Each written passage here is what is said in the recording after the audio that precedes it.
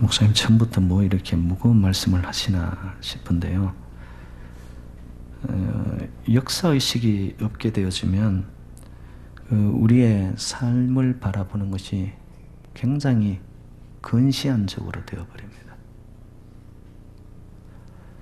역사는 인간 역사도 지금 끊임없이 이어져 가지만요, 하나님의 구원의 역사가 또 있습니다.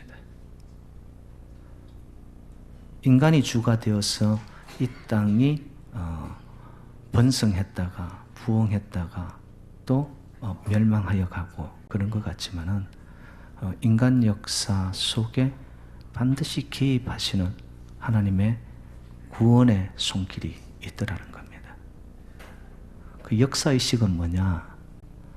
인간의 시간, 인간의 흐름 속에 하나님이 어떻게 우리의 삶 속에 들어오셔서 그것이 개인이 되든 공동체가 되든 더 큰 국가 민족이 되든 하나님은 하나님의 뜻과 하나님의 꿈을 지금도 성취하시고 이루어가고 계신 살아계신 하나님이신 줄로 믿습니다. 그것이 믿음으로 또한 내 마음에 어떠한 이 삶을 바라보는 해안이라고 할까요? 그죠? 이 렌즈라고 할까요? 이것이 가지게 되어지면요, 삶이 굉장히 거시적이 되어집니다.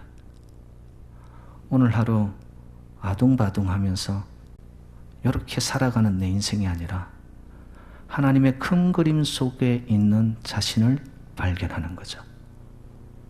그러면 삶이 커지고 높아지고 깊어집니다. 그런 사람들의 인생은 일희일비하지 않습니다. 그리고 사소한 것에 목숨 걸지 않습니다. 지금 당장 아닌 것 같지만 이것을 통하여 새로운 하나님의 반전을 일으키실 것을 큰 그림 속에서 믿고 보기 때문에 지금 안 되온 것을 가지고서 그렇게 낙심하지 않습니다. 때가 되면 하나님께서 이루실 것을 보기 때문에 그런 거죠. 그래서 여러분, 믿음의 백성들에게는 인생이 여러분 거시적인 안목에서 볼 수 있는 역사적 사관을 가져야 됩니다. 그것이 열려지지 아니하면 나의 살아가는 하루하루의 삶이요, 굉장히 밋밋합니다. 왜 사는지의 그 의미를 큰 그림 속에서 보지 못하니까 요거 먹고 사는 문제, 요 밥벌이가 한순간 수입이 떨어진다든지 손님이 적게 온다든지 하면은 이상하게 내 마음속에서 불안이 찾아옵니다. 그건 굉장히 근시안적으로 살아가는 거예요. 그래서 저와 여러분들은 하나님의 관점 속에서 이 땅을 다스려 가시고 지켜보시고 또한 끝내는 이루시는 하나님의 그 안목을 저와 여러분들이 다 가질 수 있기를 주님의 이름으로 축복합니다. 그러면요, 내가 사는 것이 아니라 하나님의 꿈과 비전과 소망이 저를 통하여서 나타나기 때문에 하나님이 나를 다스리는 거예요. 그런 자들이 세상을 바꾸어 놓았고 기독교 역사의 큰 핵과 축을 흔들어 놓는 그런 일꾼들로 쓰임을 받았다는 거죠. 그래서 오늘 제 설교는 여러분 귀에 또 여러분 입맛에 솜사탕처럼 살살 녹는, 들으면 기분 좋아지는 이런 설교라기보다는 좀 입에는 쓰지만 조금 이렇게 딱딱한 것 같지만은 여러분 그것이 내 삶에 아주 힘찬 축이 되는, 그래서 좀 한약과 같은 그런 말씀이 될 것 같아요. 그래서 여러분 좀 이렇게 굳은 음식을 먹을 때는 좀 그렇죠. 그러니까 여러분 정신 바짝 차리고 이렇게 잘 한번 따라와 보시기를 바랍니다. 근시안적 시각을 가졌던 이 사도 바울이 아니라 하나님의 이 역사적 사관 속에서 거시안적 굉장히 큰 안목이죠. 그것을 가졌던 사도 바울은 수많은 책을 씁니다. 그 중에서도 꽃 중에 꽃이라고 할 수 있는 것이 로마서이죠. 그죠? 근데 로마서 중에서도 로마서 8장은 반지로 치면은 중앙에 박혀 있는 다이아입니다. 다이아. 그 정도로 8장에서는 사도 바울의 핵심적인 신학이 나오는데요. 우리가 어떻게 구원에 이르느냐는 거예요. 어떻게 의에 이르냐. 그것은 우리의 도덕적인 행위나 어떤 율법적인 선한 일들을 많이 해서 그 공덕 때문에 의에 이르고 구원에 이르는 것이 절대 아니다. 여러분, 저와 여러분들은 율법이라든지 어떤 도덕적인 행위를 통하여서 구원에 이르게 된다면 우리는 다다를 수가 없습니다. 그것을 깨달은 사도 바울은 믿음의 구원에 이르는 길은 믿음으로 말미암아 의에 이른다는 이신칭의를 이야기를 합니다. 그게 8장의 핵심이고요. 그래서 달리 표현하면 우리가 구원을 얻었다. 이것은 전적인 하나님의 은혜인 줄로 믿습니다.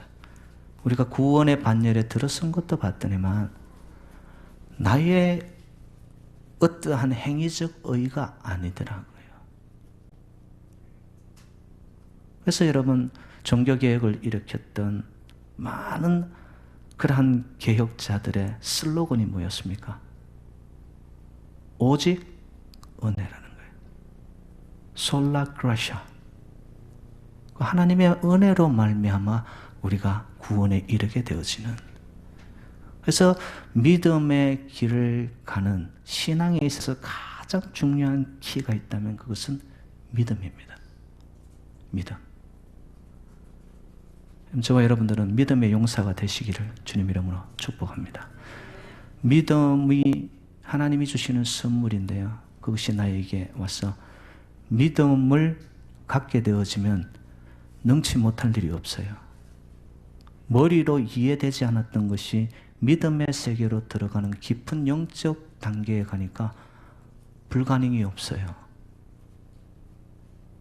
왜? 하나님의 세계는 바로 믿음의 세계이기 때문에 그렇습니다.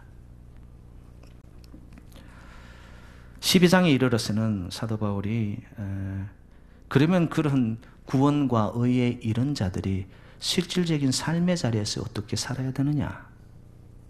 그래서 실천편을 이야기하는 것이 12장입니다. 그런데 오늘 본문은 11장입니다. 9장과 11장에서는 이 사도 바울이 계속해서 이야기를 하는 것이 뭐냐면 자기도 유대인이거든요. 근데 자기의 동족 유대인에 대한 하나님의 구원 계획은 어떻게 될까? 여러분, 유대인의 구원 문제는 굉장히 중요한 이슈입니다. 왜냐하면 하나님은 팔레스타인 땅, 이스라엘 땅, 유대인들을 먼저 선택하셨습니다. 하늘의 역사를 인간 역사 속에 개입하셨던 장소가 이스라엘입니다. 그래서 하나님의 구원 역사가 이스라엘을 통하여서 시작되었고요. 그런데 사실상 지금 유대인들은 보면 구약의 하나님은 믿지만 예수 그리스도에 대한 것은 부인하고 있습니다. 그것을 가슴에 아는 사도 바울은 그러면 이 유대인들이 어떻게 될 거냐는 거예요. 먼저 유대인들을 통하여 구원 사역을 이루신 하나님께서는요, 저는 확신하고 있는 것이 뭐냐? 하나님의 구원 사역은 시작이 유대인으로 되어졌으면 지금은 하나님을 믿고 예수 그리스도를 부정하는 그들이 예수 그리스도를 믿고 하나님 앞으로 돌아오는 마무리의 단계가 되어질 때에 하나님이 성경상에 통하여서 다시 오시리라 하셨던 예수 재림의 때가 가까워지는 하나의 사인이, 여러분, 유대인들이 예수 앞으로 돌아오는 것입니다. 제가 처음에 역사 의식을 이야기를 했는데요. 여러분, 제가 한 스토리를 말하겠습니다.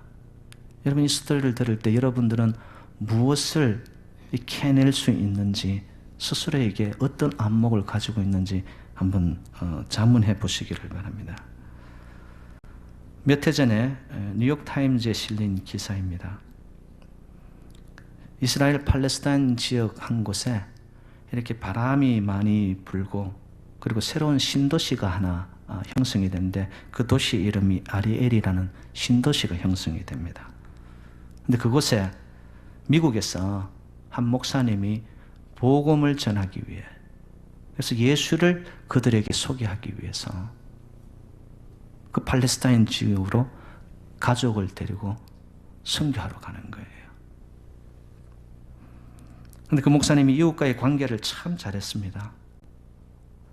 특히나 그 지역의 시장 메이어하고도 아주 관계성이 좋아가지고요, 서로가 소통할 수 있을 정도로 굉장히 이 관계를 잘 하셨습니다.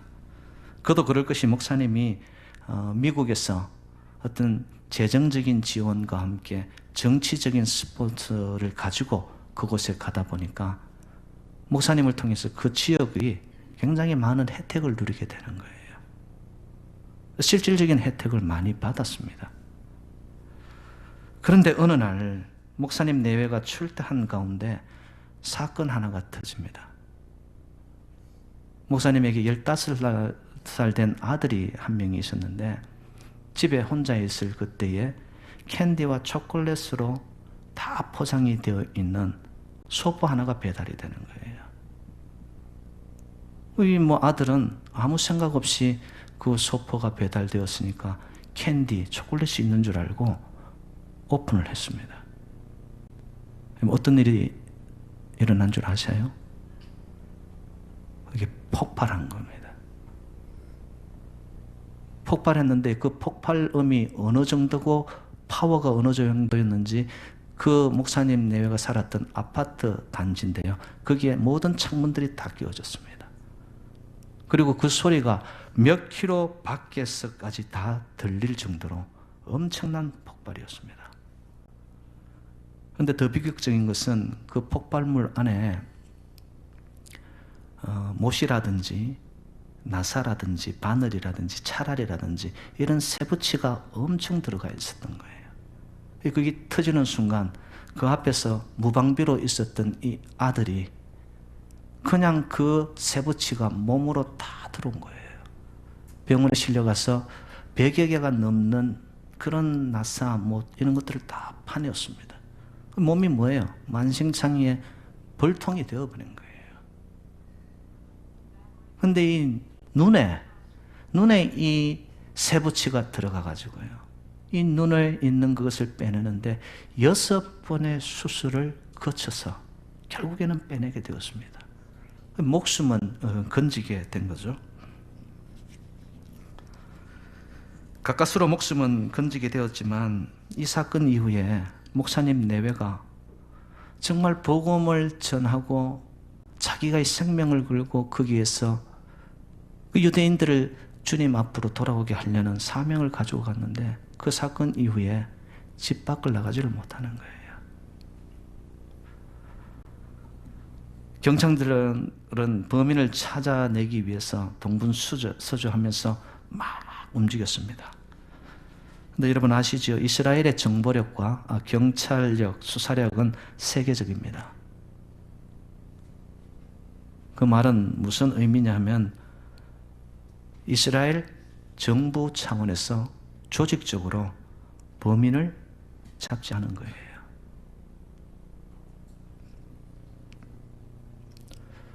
여러분, 이 사건에서 어떤 것을 여러분들이 봅니까? 아유, 참 안 됐네. 일어나서는 안 될 일이 생긴 거네. 그저 슈퍼피셜한 겉 느낌으로만 여러분은 남습니까? 저는 이 사건을 봤을 때 아직도 유대인들은 예수가 싫다라는 거예요. 아브라함의 후손들이 이렇게 무지막지한 일을 저지르고 있고요.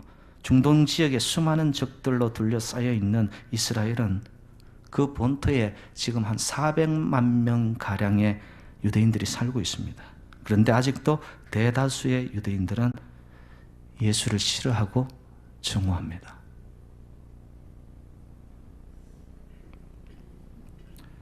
여러분, 지금도 세계 디아스포라로 흩어져 있는 유대인들의 수는 1,400만 명 정도가 된다고 합니다. 그 중에 예수를 믿는 자들은 6만에서 한 27만 5천. 이게 뭔 말이냐면 실질적인 정확한 파악이 이루어지지가 않는 거예요. 그런데 본토에 400만 명 정도가 유대인들이 있는데 그 중에서 예수를 믿는 자들이 몇만 명 되냐? 1만 명 정도가 된답니다. 400대 1입니다.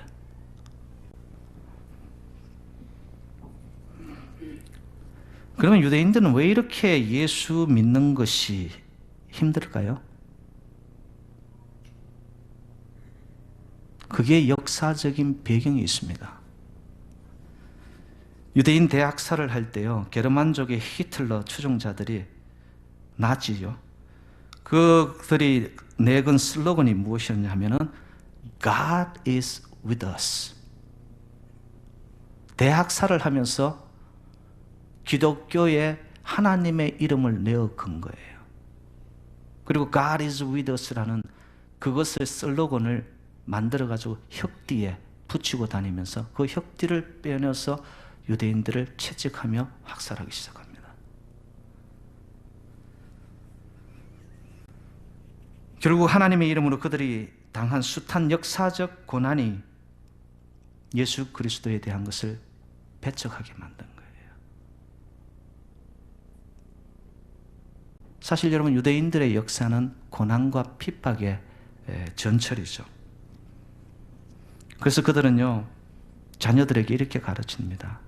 항상 떠날 준비를 해라. 그래서 나온 것이 여러분 디아스포라, 흩어진다는 뜻입니다.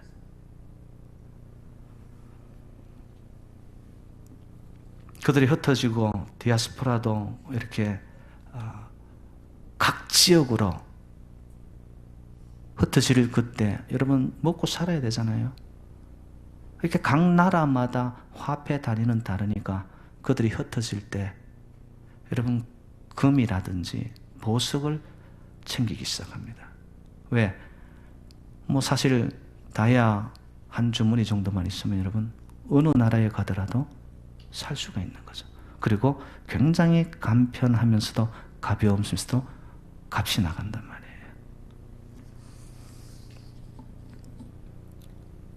그리고 그 금이나 보석들은요, 어느 곳에 가더라도 화폐 가치로 인정을 받습니다. 그래서 여러분 보석을 영어로 주얼리라고 표현하죠. 그 주얼리, 이 말 자체도 유대인의 Jews라는 단어에서 형성이 되어 진 단어입니다. 지금도 맨하탄에 나가보세요. 여러분, 보석 가게는 유대인들이 꽉 잡고 있습니다. 여러분들은 그 거리를 지날 때 어떤 생각을 하세요? 와, 부럽다. 저들은 어떻게 저렇게 잘 살까? 저는 그것이 보여지지 않고 그들의 삶의 뒷면이 느껴집니다. 얼마나 어려운 아픔의 흔적과 과거의 눈물들이 스며져 있는가.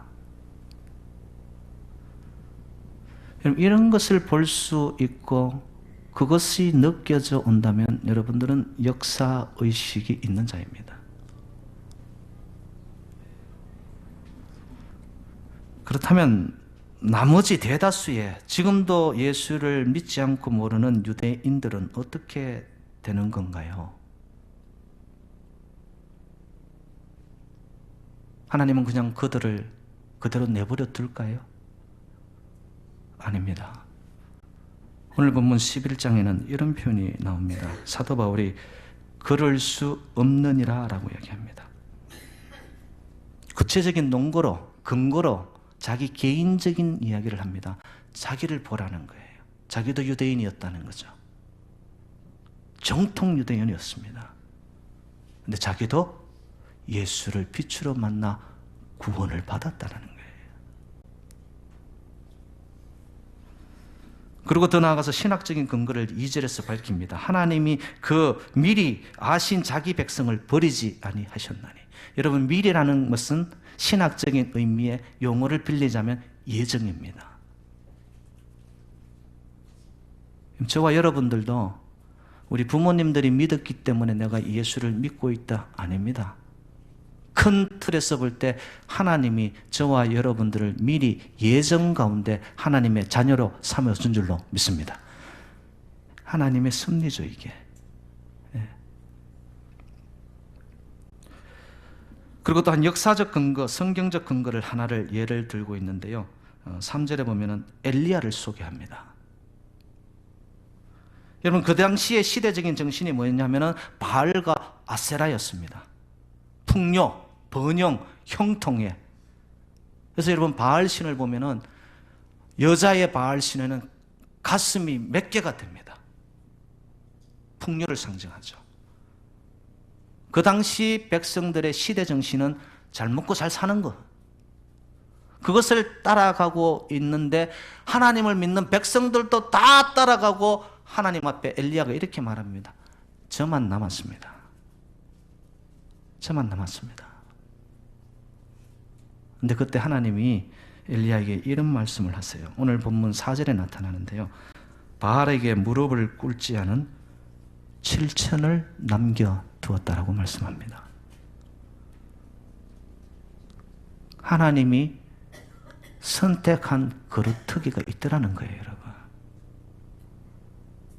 저는 이런 말씀을 볼 때 하나님의 역사적인 이 땅을 향한 구원 사역에 어떤 느낌을 갖냐 하면 세상이 아무리 혼란스럽고 길을 잃고 방황하는 것 같고 이 시대가 좌충우돌하고 정말 어디로 가고 있는지를 모르고 생겨날 수 없는 일조차도 그냥 터져나오는 이 시대 앞에서도 하나님은 하나님의 남겨놓은 자들을 통하여 그 거루뜨기를 통하여 하나님의 구원 사역은 도도히 이 인간 역사 속에 지금도 개입하고 계시는 줄로 믿습니다.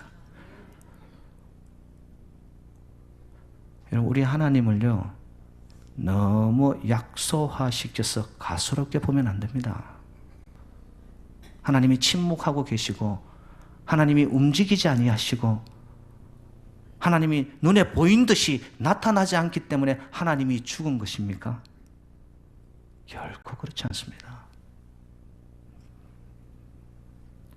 저는 하나님의 절대 주권을 믿습니다. 하나님의 절대 주권은 모든 것이 은혜에서 시작이 됩니다. 저와 여러분도 은혜로 말미암아. 여러분, 우리 하나님은 전지전능하신 하나님을 믿으십니까? 저와 여러분의 머리털까지도 다 세신 받으신 하나님을 믿으십니까? 여러분, 이 머리털을 다 안다니까요. 대단하시면서도 무서우신 하나님이에요.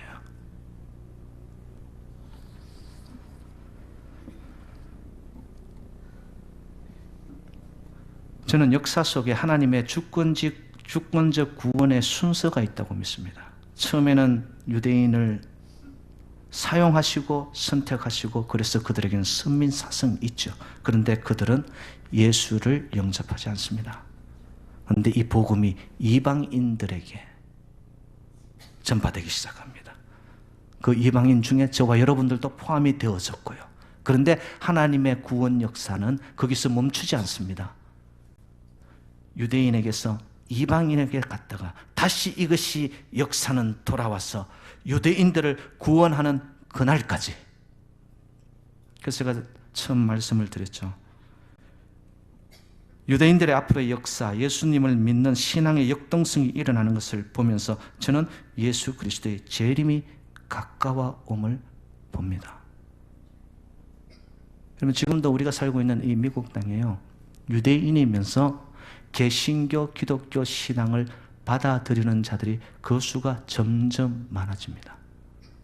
유대인이면서도 교회라는 이름으로 모입니다. 회당이 아니고 주일시 센터가 아니고. 놀라운 변화들입니다. 그런 것을 보면서 하나님의 구원사적인 중심과 해안이 열리고 깨달음이 있는 자들은 아, 하나님의 때가 가까우는구나.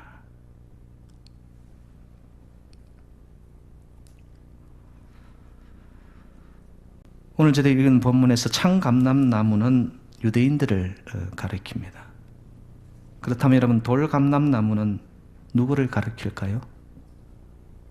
바로 저와 여러분들, 예수를 믿음으로 구원에 이르게 된 이방인들 통칭을 일컫는 표현입니다. 돌감람나무. 그런데 본문에 보니까 창감람나무는 꺾여졌는데 이 돌감람나무는 접붙임을 받으사 그 창감람나무의 진액을 빨아먹고 있는 거예요. 이게 무슨 말이냐? 접붙임의 능력은 우리로부터 일어난 게 아닙니다. 23절에 가면 접붙임의 능력은 하나님께 속한 것이라고. 여러분, 하나님이 저와 여러분에게 베푸신 은혜로 말미암아 우리는 예수를 구주로 영접함으로 그 이름을 믿음을 통하여서 이제는 하나님의 자녀가 되는 권세가 저와 여러분에게 주어진 줄로 믿습니다. 진액이고 생명이고 진리이죠.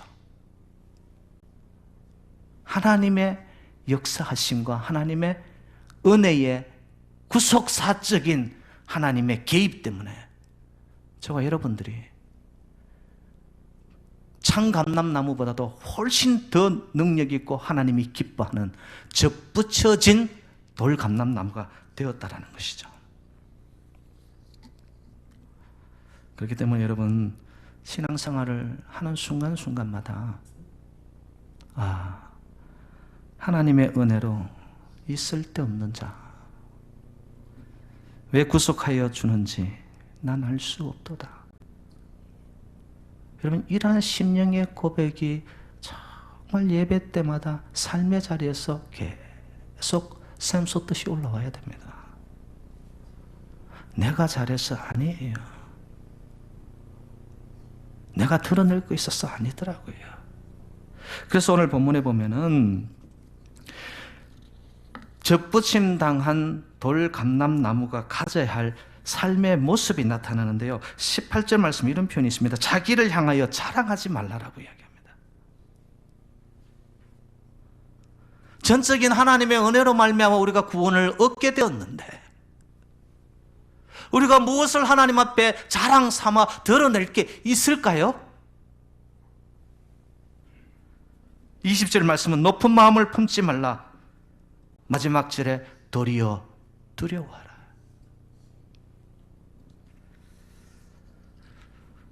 그럼 저와 여러분들이 마음으로 믿어 의에 이르고 입으로 시인하여 정말 구원에 이르렀지만요, 여러분, 이 구원은 값싼 구원이 아닙니다.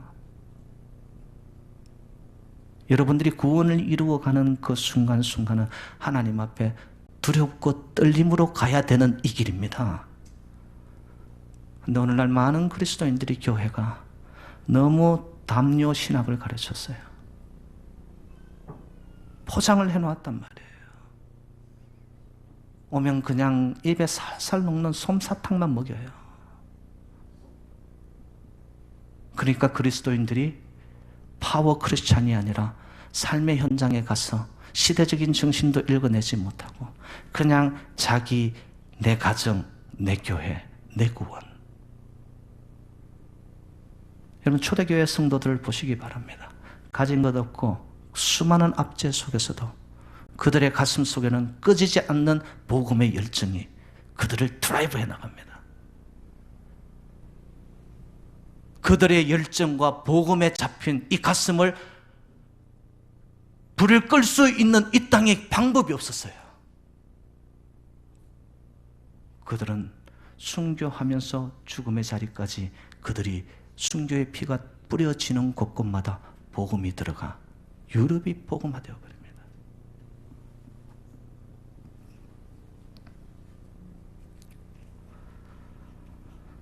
여러분, 영적으로 볼 때요, 하나님의 구속사직 구원 역사의 흐름과 순서로 본다면은 유대인은요, 저와 여러분들의 이 뿌리입니다.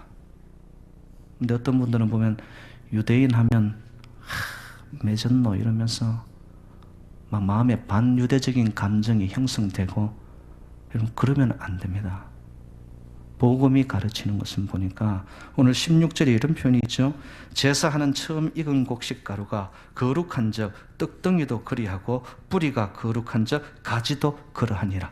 실제적인 뿌리는 유대인에서 시작이 되었고, 거기서 뻗어나온 가지에서 꽃이 피고 열매가 맺는데, 우리 이방인들이 그 복음을 받아들이는데 그 가지는 뿌리에서 시작이 되는 거예요. 하나님의 구원의 사적의 시작은 유대인이었지만 저와 여러분들은 더 크게 이제는 진액을 먹음으로, 생명을 누림으로, 구원의 감격으로 이 땅을 이겨나가는 하나님의 자녀가 된 거예요. 그렇기 때문에 삶의 현장 속에서 여러분, 유대인들을 향하여서 만약에 마음으로 반감이라든지 손가락질 한다든지, 그들은 뭐 어디 가든 노른자위고 우리는 그냥 언제나 허드렛 일만 하잖아, 이런 마음의 감정을 가지는 것은 성경적이지 않습니다.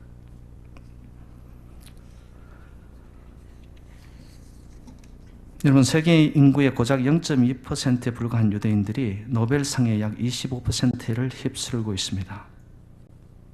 여기에도 제가 보는 역사적인 관점과 사과는 이겁니다. 그들이 잘났어가 아니라는 거예요. 하나님의 섭리가 있고 하나님이 선택하고 개입하고 붙잡으신 민족이 비록 고난의 도가니를 거칠지라도 하나님이 올리시면 뛰어난 민족이 된다라는 이 시대를 향한 하나님의 뭐예요? 메시지예요. 유대인들이 뛰어났어가 아니라 유대인들을 붙잡고 있는 하나님이 뛰어난 거죠. 결국 유대인들을 향한 하나님의 메시지도 너희들이 잘났어가 아니라 내가 너희들을 그렇게 축복했다는 것을 알려주기 위한 것입니다.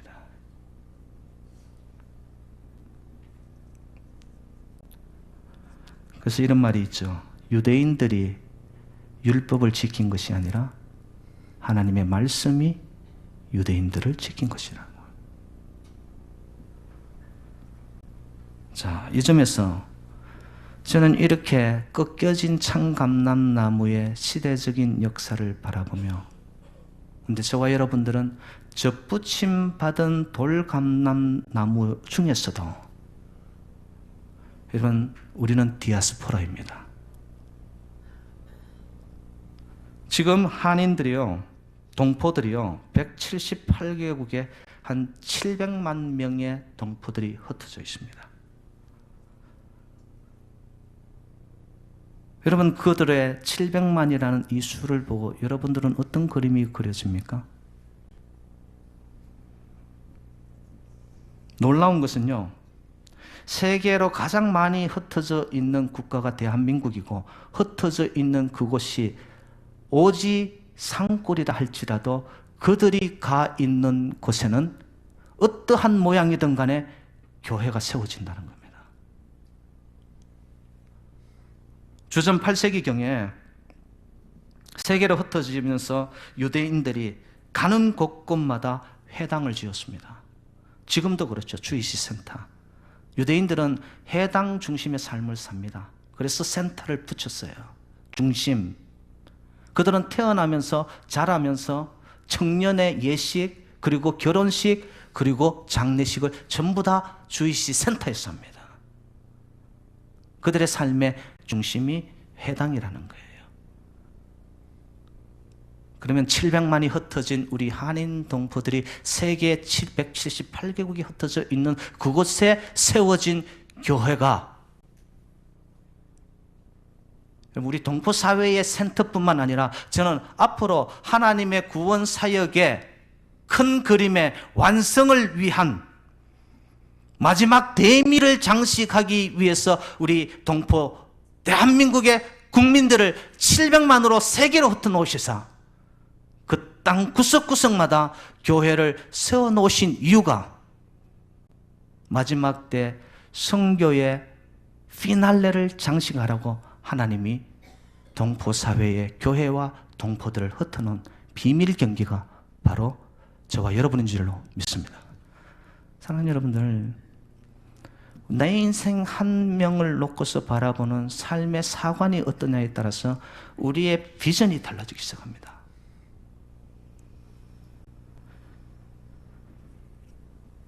이만열 교수라고 한국의 유명한 역사학자가 있는데요. 그가 이런 말을 했더라고요. 세계의 역사는 적극적인 이민자들에 의해 변화되고 발전되어 왔다. 여러분, 성경의 역사도 이민 역사입니다. 아브라함을 보세요. 본토 친척 아비 집을 떠나 야곱 떠납니다. 이삭 떠납니다. 모두가 다 이민자의 역사의 흐름 속에서 하나님이 개입함으로 하나님의 구원 사역을 이루십니다.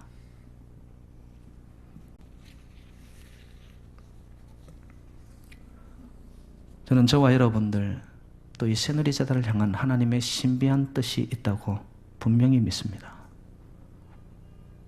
의미 없이 왔다 갔다 하다가 그냥 대충 우리가 이 자리에 있는 것이 아니고요.